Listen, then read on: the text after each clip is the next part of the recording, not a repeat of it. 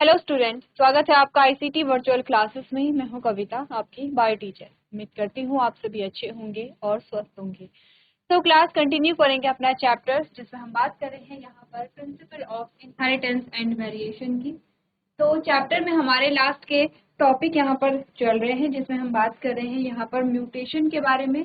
Mutation के types के बारे में हम यहाँ पे बात कर रहे हैं, जिसमें अभी तक आपने समझा है जीनोमैटिक म्यूटेशन, क्रोमोसोमल म्यूटेशन और जीन म्यूटेशन। साथ ही साथ हमने इनके टाइप के बारे में भी बात की है। तो एक बार हम यहाँ पे रिवाइज कर लेंगे।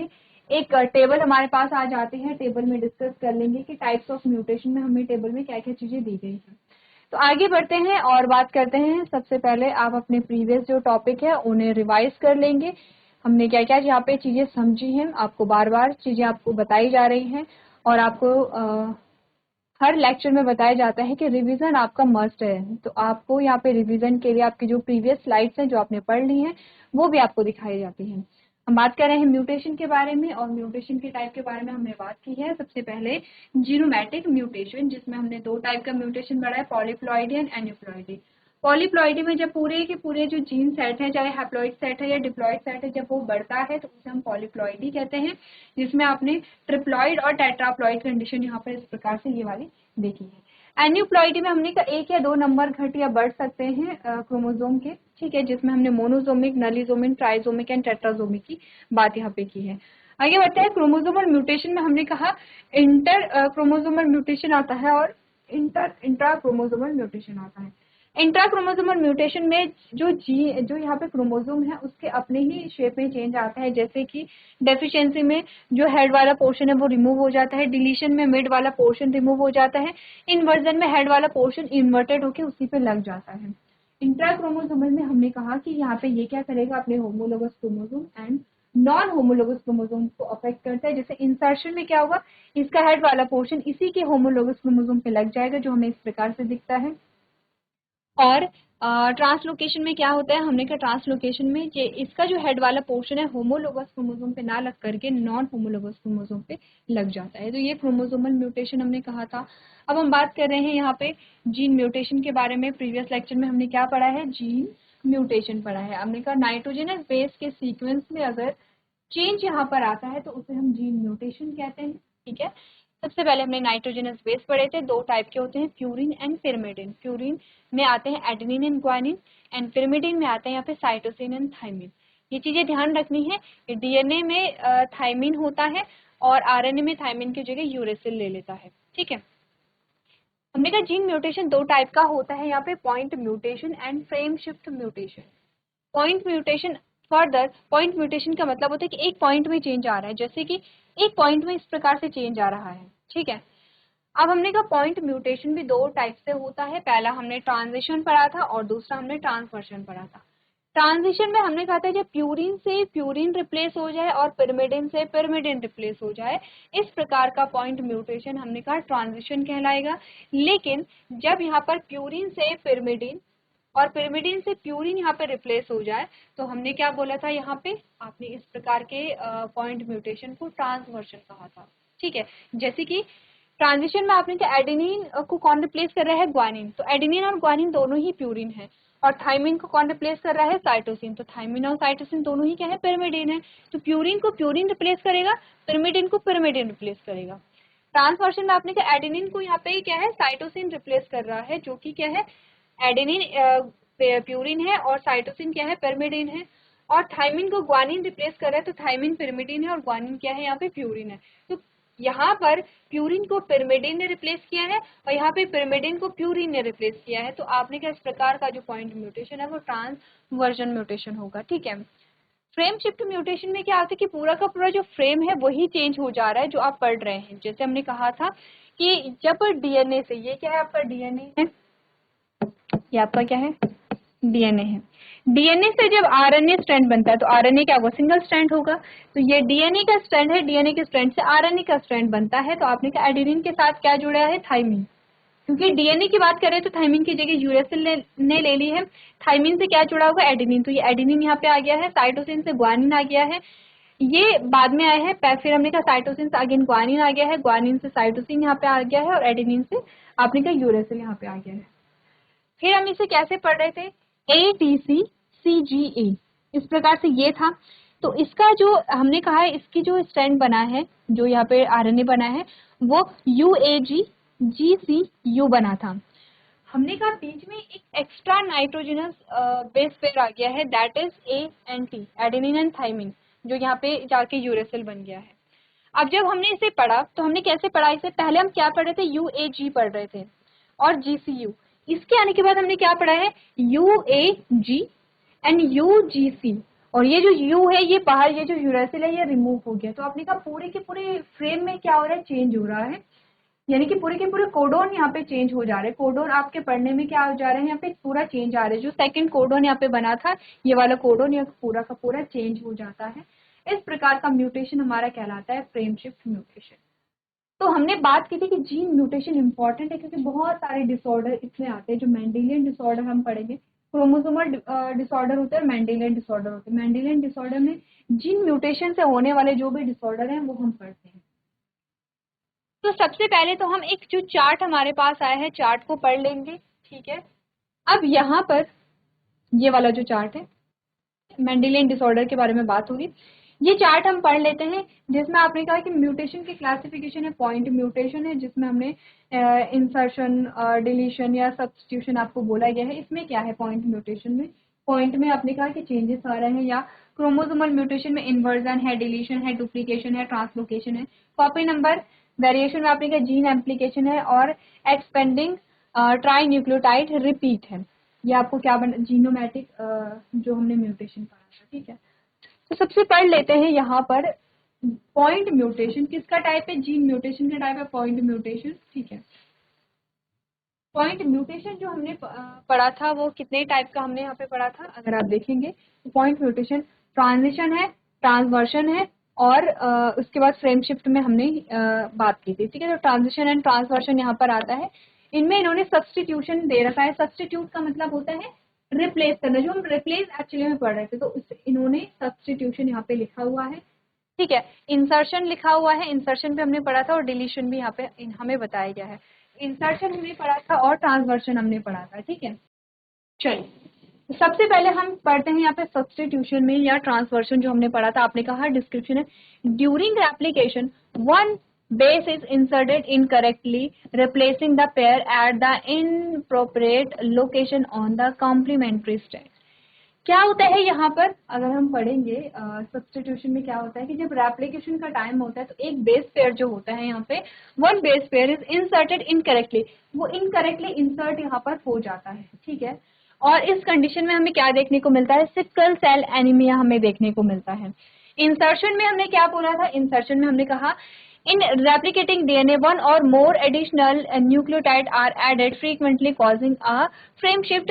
अब ये फ्रेम शिफ्ट की बात कर रहा है कि यहाँ पर अगर एक्स्ट्रा बेस पेयर आ जाते हैं तो यहाँ पे फ्रेम शिफ्ट जो जाता है। तो इसमें हमने क्या बोला है, डिजीज के नाम है one from of a beta thalassemia. Thalassemia यहाँ पे देखने को मिलता है, यह सिकल सेल एनीमिया है, यह थैलेसीमिया। डिलीशन में क्या होता है, ड्यूरिंग रेप्लिकेशन वन और मोर न्यूक्लियोटाइड में बी स्किप्ड और removed which usually cause a frame shift. आपने कहा कि अगर यहाँ पर एक रिमूव हो गया है, अगर सोचिए एक बेस पेयर अगर निकल गया तो भी फ्रेम शिफ्ट हो जाएगा, पूरा का पूरा जो कोडोन है उसमें चेंज आ जाएगा। इसको हम सिस्टिक फाइब्रोसिस कहते हैं। तो ध्यान रखिए, अगर ऐड यहाँ पर हो रहा है, ठीक है, ऐड यहाँ पर हो रहा है और फ्रेम शिफ्ट म्यूटेशन अगर हो रहा है तो आपने कहा थैलेसीमिया आपको देखने को मिलती है। और अगर एक क्या हो रहा है, डिलीट हो रहा है, रिमूव हो रहा है फ्रेम शिफ्ट म्यूटेशन में, और कोडोन पूरे चेंज हो रहे हैं, तो उसे हमने सिस्टिक फाइब्रोसिस कहा है। अब यहाँ पे कंफ्यूज नहीं करेंगे कि पॉइंट म्यूटेशन के टाइप में आपने कहा क्या आ रहा है, फ्रेम शिफ्ट भी आ रहा है, पॉइंट म्यूटेशन भी आ रहा है। आपने देखा है कि जीन म्यूटेशन कितने टाइप का होता है, आप ऐसे ही क्या करेंगे, यहाँ पे क्लासिफिकेशन करेंगे। यहाँ पर इस चार्ट में मेनली आपको देख रहे हैं डिजीज क्या आ रही है, ठीक है। यहाँ पर क्या आता है, जैसे कि सब्स्टिट्यूशन में हमने कहा कि एक जो यहाँ पे पेयर है वो सब्स्टिट्यूट कर देता है एक दूसरे को, ठीक है। यहाँ पर हमने क्या बात की, फ्रेम शिफ्ट की बात की, लेकिन कब, जब एक एक्स्ट्रा बेस पेयर ऐड हो जाता है। यहाँ पर हमने फ्रेम शिफ्ट की बात की जब एक बेस पेयर रिमूव हो जाता है। अगर हम क्रोमोसोमल म्यूटेशन में हमने इन्वर्जन की बात की थी, जिसमें हमने कहा था the flipping and reinserting of a single chromosomal region, ठीक है, जिसमें हमने कहा था ऑपेज क्वेजिया सिंड्रोम यहाँ पर होता है। डिलीशन में हमने कहा था कि जब डिलीट हो जाएगा, यानी कि बीच वाला पोर्शन है वो यहाँ पे क्या हो गया था, डिलीट हो गया था। When a chromosome segment is lost all the genes in that segment are also gone. आपने कहा जो सेगमेंट बीच का रिमूव हुआ है उसमें जो जीन है वो भी रिमूव हो गए हैं, और इसमें क्या होता है, काइडू दैट सिंड्रोम। ठीक है। डुप्लीकेशन में क्या होता है, अ chromosome segment is repeated increasing the concentration of a gene in that area. आपने कहा एक एक्स्ट्रा क्रोमोसोम का जो पीस यहाँ पर आ जाता है, ठीक है, तो ये क्या करता है, कुछ कैंसर को कॉज करता है। ट्रांसलोकेशन में हमने क्या बोला, इसमें हमने क्या बोला था, a section of one chromosome is in appropriately joined to another chromosome। हमने क्या बोला था कि जो क्रोमोसोम का जो हेड वाला पोर्शन है वो दूसरे क्रोमोसोम पे लग जाता है, उसे हमने क्या बोला था, यहाँ पर ल्यूकेमिया यहाँ पर हो रहा है। अगर जीन एम्प्लीकेशन की बात करें तो आपने क्या, an increase is made in the 10 copies of a locus, जिसमें हमने क्या कहा था, ये ब्रेस्ट कैंसर को कॉज करता है, और एक्सपेंडिंग ट्राई न्यूक्लियोटाइड रिपीट है।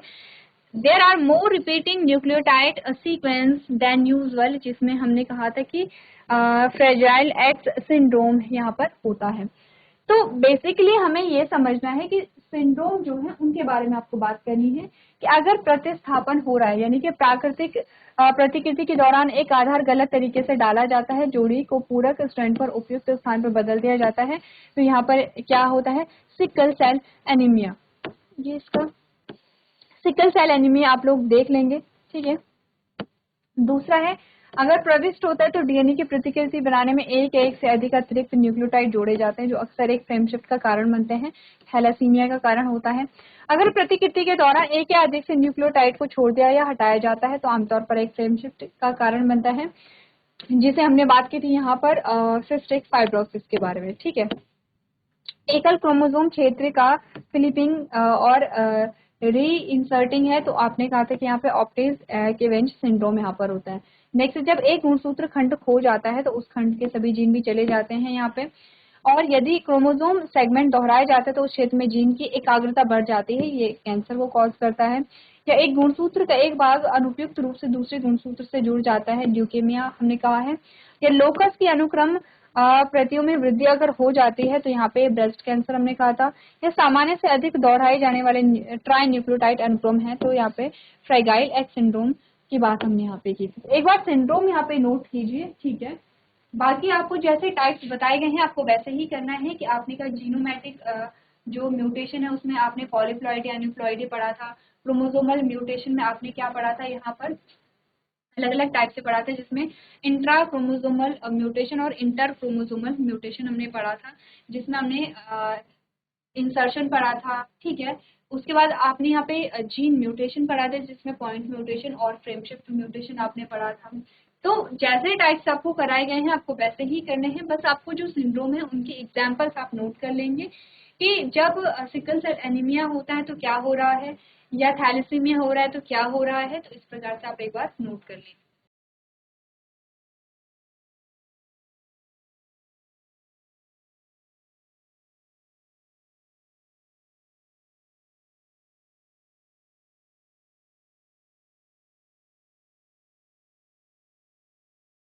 चलिए आगे बढ़ते हैं और बात करते हैं मेंडेलियन डिसऑर्डर के बारे में, यानी कि आप जीन म्यूटेशन से होने वाले जो सिंड्रोम होते हैं उनके बारे में यहाँ पर बात करेंगे। ठीक है। मेंडेलियन डिसऑर्डर जो है आप सीधे सीधा मतलब जीन से लगाने, तो आपने कहा genetic disorders are derive into 2 category. जितने जेनेटिक डिसऑर्डर्स होते हैं, अब जेनेटिक डिसऑर्डर का क्या मतलब है, ऐसे डिसऑर्डर, ऐसे सिंड्रोम जो एक जनरेशन से दूसरी जनरेशन में पास हों। इसका मतलब क्या हुआ, इसका मतलब ऐसे डिजीज जो कि क्या है, जीन से रिलेटेड हैं, जो जीन की वजह से होती हैं या जो क्रोमोसोम की वजह से होती हैं या जो जेनेटिक मटेरियल की वजह से होती हैं। जैसे कि हमने कुछ डिजीज देखी, जैसे थैलेसीमिया है, सिकल सेल एनीमिया है। अब ये क्या होती है, आपने कहा आपने ये क्या होती है, आपके जो जीन्स हैं, जो क्रोमोसोम है या जो जेनेटिक मटेरियल है उससे रिलेटेड होती हैं। ठीक है। जैसे अगर हम कैंसर कहेंगे तो कैंसर में एक्चुअली में क्या होता है कि जो सेल है वो डिस्ट्रॉय होने लगती है, सेल में इन्फेक्शन होता है और वो इन्फेक्शन फैलने लगता है।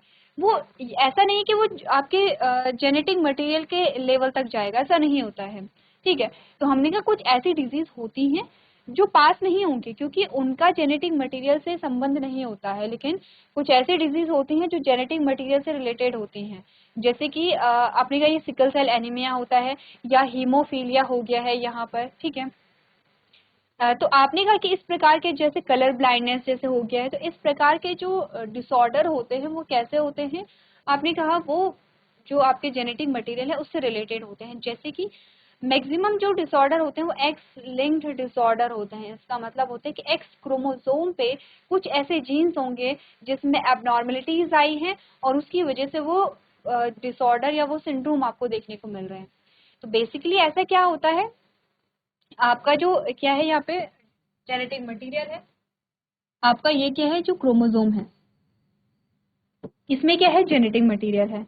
हमने कहा ये क्या है नॉर्मल है, अगर ये नॉर्मल है तो ये क्या बनाएगा, नॉर्मल आरएनए बनाएगा, नॉर्मल आरएनए नॉर्मल प्रोटीन बनाएगा और नॉर्मल प्रोटीन नॉर्मल कैरेक्टर को दिखाएगा, किसी भी प्रकार का कोई सिंड्रोम यहाँ पे नहीं है, ठीक है। ये कैरेक्टर है,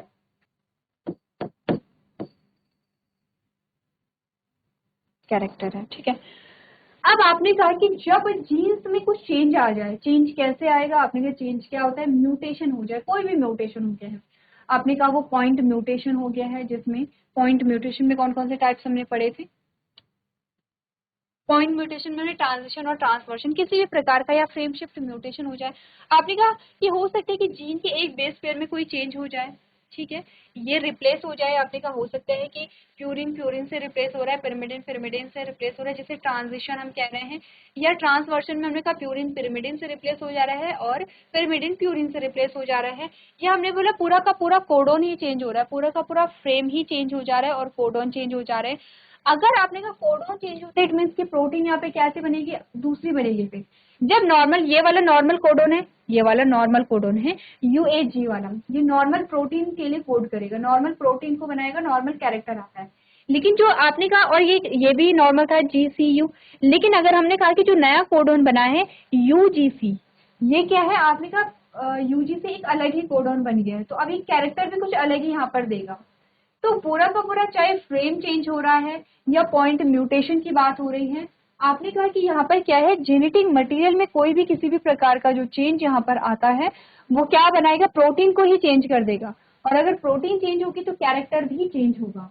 इतना आप समझिए, क्योंकि क्या है यहाँ पे पूरी की पूरी जो प्रोटीन है वो चेंज हो गई है, या आपने कहा कि जो जीन्स है, जीन्स की जो स्थिति है जीन्स में, या फिर आपने कहा जो नाइट्रोजनस बेस है उनकी स्थिति में कोई चेंज आया है, अब वो चेंज आ गया है, ठीक है। अब क्या होगा, यही जो जेनेटिक मटेरियल है वो आगे भी पास होगा। इट मीन्स कि वो जो जेनेटिक मटेरियल में आपके जो बेस पेयर में जो चेंज आया है वही सेम जेनेटिक मटेरियल आगे भी पास हो रहा है। इट मीन्स कि जो जीन्स में जो चेंजेस आए हैं वो भी पास हो रहे हैं। इट मीन्स कि जो यहाँ पे प्रोटीन में चेंज आया है वो भी डिफरेंट प्रोटीन वहाँ पे बनेगी, नॉर्मल प्रोटीन नहीं बनेगी। और इसीलिए हम कह रहे हैं कि ऐसे कैरेक्टर जो कि आपके जेनेटिक मटेरियल या जो जीन से रिलेटेड होते हैं वो आगे यहाँ पे पास होते हैं, क्योंकि जेनेटिक मटेरियल तो आगे पास होगा आपका। अब क्या है, हमने कहा होमोलोगस क्रोमोसोम है, ठीक है, ये होमोलोगस क्रोमोसोम है। अब इसी के बेसिस पे हमारे पास क्या आते हैं, डोमिनेंट और रेसेसिव आते हैं। इस प्रकार से दो होमोलोगस क्रोमोसोम है। इसमें हमने कहा कि किसी कैरेक्टर के लिए, फॉर एग्जांपल हम ए लिख देते हैं, कोई कैरेक्टर है ए, या फिर हम लिख लेते हैं यहाँ पे हीमोफीलिया, हीमोफीलिया है, ठीक है, दोनों यहाँ पे हीमोफीलिया है इस प्रकार से। अब हमने बोला कि यहाँ पर हीमोफीलिया बाद में लिखेंगे, दोनों जीन है, यहाँ पे ये जीन है, इस प्रकार से जी से डिनोट कर देते हैं। ये जो जीन है इसमें चेंजेस आ गए हैं, ठीक है, इसमें म्यूटेशन हो गई है, इसमें म्यूटेशन हुई तो आपने कहा कि अब ये हीमोफीलिया जब इसमें चेंज हुआ तो इसने प्रोटीन, अलग से प्रोटीन बनाई, अलग कैरेक्टर आए हैं और हीमोफीलिया का कैरेक्टर यहाँ पे आ गया है। अब क्या होगा, अगर आपने कहा कि हीमोफीलिया जो है यहाँ पर भी ये जो जीन है ये भी चेंज होता है, यहाँ पर भी हीमोफीलिया के लिए जो जीन है वो हीमोफीलिया को क्रिएट करने के लिए अगर प्रोटीन बना देता है, इट मीन्स कि यहाँ पर कैसी डिजीज हो गई है, आप ये क्योंकि होमोलोगस क्रोमोसोम है और दोनों पे क्या है, हीमोफीलिया के लिए क्या है, जीन है, तो हीमोफीलिया का कैरेक्टर आपको दिखेगा, ठीक है। लेकिन कई बार क्या होता है कि सिर्फ अगर एक ही एक्स क्रोमोसोम पे हीमोफीलिया के लिए जो जीन है वो प्रेजेंट है, अगर वो इस प्रकार से होता है तो कैरेक्टर यहाँ पर शो नहीं होते हैं। इट मीन्स कि हमने बोला कि मेंडेलियन डिसऑर्डर जो होते हैं वो मैक्सिमम कैसे होते हैं, रेसेसिव होते हैं। रेसेसिव का मतलब होगा कि आपको कैरेक्टर या आपको डिजीज तभी दिखेगी जब दोनों क्रोमोसोम पर उस डिजीज के लिए जीन होंगे। ठीक है, अगर सिर्फ एक ही क्रोमोसोम पे है तो क्या होगा, रेसेसिव होगा। इस केस में जो पेरेंट होता है वो कैरियर यहाँ पर होता है। इसी के बेसिस पे आपसे क्वेश्चन या प्रॉब्लम्स आपसे पूछी जा सकती हैं कि फादर अगर क्या है यहाँ पे कैरियर है और मदर जो है वो नॉर्मल है तो ऑफस्प्रिंग कैसे होंगे, संतति कैसे होगी, या कोई भी आपको कैरेक्टर यहाँ पे दिया जाता है और आपको उस प्रॉब्लम को सॉल्व करने के लिए बोला जाता है। इन शॉर्ट ये समझिए कुछ ऐसी डिजीज होती हैं जो आपके जीन्स में चेंजेस के वजह से आती हैं या जीन म्यूटेशन की वजह से आती हैं, जिसे हम मेंडेलियन डिसऑर्डर कहते हैं।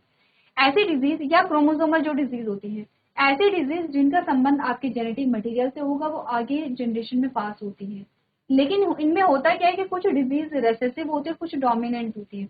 अगर डोमिनेंट डिजीज होंगी तो वो हर एक पीढ़ी में एक्सप्रेस हो, उसके कैरेक्टर हर पीढ़ी में आपको दिखेंगे अगर डोमिनेंट डिजीज है तो। क्योंकि हमने क्या बोला था, हमने यही तो बोला था कि हेटेरोजाइगस कंडीशन में भी अगर कोई अपने कैरेक्टर को एक्सप्रेस कर पा रहा है इट मीन्स कि वो डोमिनेंट कैरेक्टर है। इट मीन्स कि वो क्या है, उसमें प्रभावी गुण होता है और वो हेटेरोजाइगस कंडीशन में भी एक्सप्रेस करेगा। लेकिन अच्छी बात ये होती है कि ये जो मेंडेलियन डिसऑर्डर्स होते हैं मैक्सिमम ये रेसेसिव होते हैं। इसका मतलब ये होता है कि ऐसा नहीं है कि जो कैरियर होगा उसमें भी कैरेक्टर दिखेंगे, कैरियर में कैरेक्टर नहीं दिखेंगे लेकिन वो कैरी करता है उस जीन को और आगे की जनरेशन में पास करता है। अगर होमोजाइगस कंडीशन आ गई है तो कैरेक्टर आपको वहां पे दिख जाएगा। तो मेंडेलियन डिसऑर्डर के बारे में एक बार थोड़ा सा आप लोग पढ़ करके आएंगे, नेक्स्ट हमारा लेक्चर होगा उसमें हम एग्जाम्पल्स लेंगे और देखेंगे कैसे प्रॉब्लम्स को यहाँ पे सॉल्व किया जाता है। तो आज के सेशन में हम इतना ही करेंगे। अभी तक क्लास में बने रहने के लिए आपका धन्यवाद।